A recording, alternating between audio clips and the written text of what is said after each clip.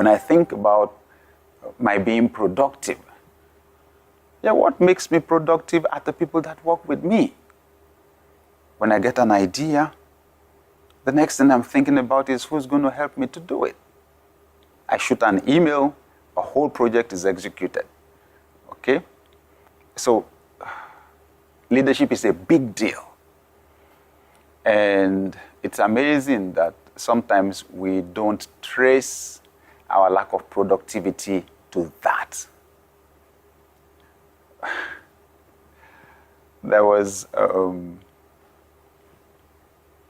manager who was not achieving his targets, and he was very unhappy. He got his team together, and was trying to use an illustration from sports.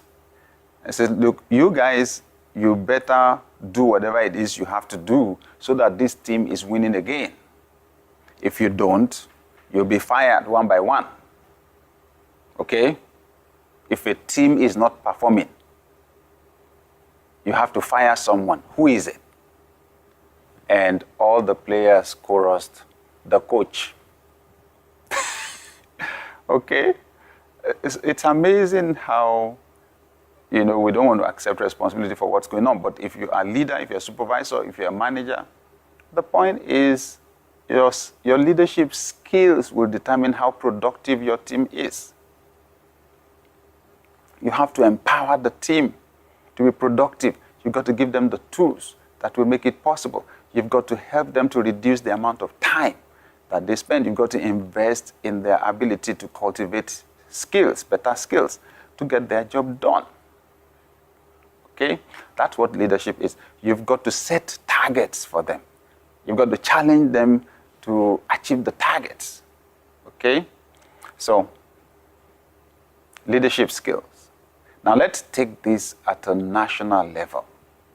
What makes the difference between the productivity level of one country and the other? It's the productivity of the citizens. And it's the responsibility of leadership to help people be productive. I tell you one thing is important. The level of skills. People cannot create when they've not learned how to create. The educational system is critical. Healthcare is critical because people that don't have good health cannot be productive in their work. The basic infrastructure need to be there. The roads need to be there. Power supply needs to be there. Okay? The hospitals need to be there to take care of their health. Then citizens can be productive. Gratefully, God has given everybody time in equal measure. Everybody is rich, time rich to the same level. Okay? But you want to make sure that that time is not being wasted. Not being wasted to illness, not being wasted to time spent in traffic unnecessarily. Okay? Not being wasted to time, the time it will take maybe to secure funding or to secure some document or approval that is required for them to achieve their goals. That is leadership. Now, talking about us as leaders, I want to say that as a leader, if you want to be more productive, you've got to be incredibly organized. You've got to establish order around your life. Where there is clutter, okay? Where there is clutter, where you don't know where what is, it's going to be a big time waster. If you don't organize, like a wise person said, you will agonize. Okay? My mentor told me many years ago, he said, where there is order, there will be increase. Now let's say that increase is the productivity we're talking about. Where there is order, there will be increase. He said if you take your bag, your travel bag, and you throw your clothes in there without folding them, he said your bag will take fewer clothes than it would take if you neatly folded each piece of cloth and put them in the bag. I'll never forget that, because he was actually telling me about the report, the half-year report for the whole of their organization. It's a huge organization. And he was telling me, look, this is July, I have the January to June report for the whole system on my desk right now. That's how we do it. Everything is structured. Everything is organized. We know what is where. We know what we achieved. We know what is left. Then he gave me that illustration. Order makes for increase. Where there is order, there will be increase. I thought, wow. I mean, these are principles that are not far-fetched. Again, just look at different organizations and look at different nations. The nations where there is no order, the nations where people don't obey traffic laws, the nations where people don't stay on a queue, the nations where you have disorder, they are some of the poorest in our world right now. It's just the way it works. Okay? So you can start at an individual level. Make sure you are organized. Keep your table organized. Keep your office organized. Keep your documents organized. Organize, organize, organize. Okay? And at a leadership level, then you want to be sure that your team is properly organized, that people know who is doing what at what time. Okay? They know where to do it. They know the tools that have been provided to do it. That requires a lot of documenting to be productive, the use of time. Okay? Sometimes you just need to turn off this TV. Okay? Just turn it off. It's amazing that sometimes I scroll through the channels and I don't find anything that is interesting for me to watch. Then turn it off, okay? And invest the time in something else that is more productive. I should say this candidly, especially when you are an employee, what you do outside of your work hours will probably impact more on your progress than what you do during work hours. And this is what I mean. During work hours, much of what you do is routine. It's the routine job. Outside of work hours, that's when you have the time to read a book. That's when you have the time to listen to a podcast. That's when you have the time to watch a video. Now, those things that you are reading, that are taking you outside of the scope of what you know now, those are the things creating progress for you. Okay? Your routine job will keep you where you are and make sure you don't lose your job, maybe. But extra knowledge, extra skill that you add outside of the work hours, those are the things that make you special on the job. Those are the things that help you to achieve unusual results. I remember, many years ago, when I cultivated this habit of reading, I had my first opportunity, to address a group. Everybody was shocked. Why? Because I had just read a book, from a very successful person. And when I was reading the book, it was like my heart was burning, because there was so much wisdom packed into the book. Oh, books can be so powerful. Information is transformation. I'm telling you, information is the baseline for transformation.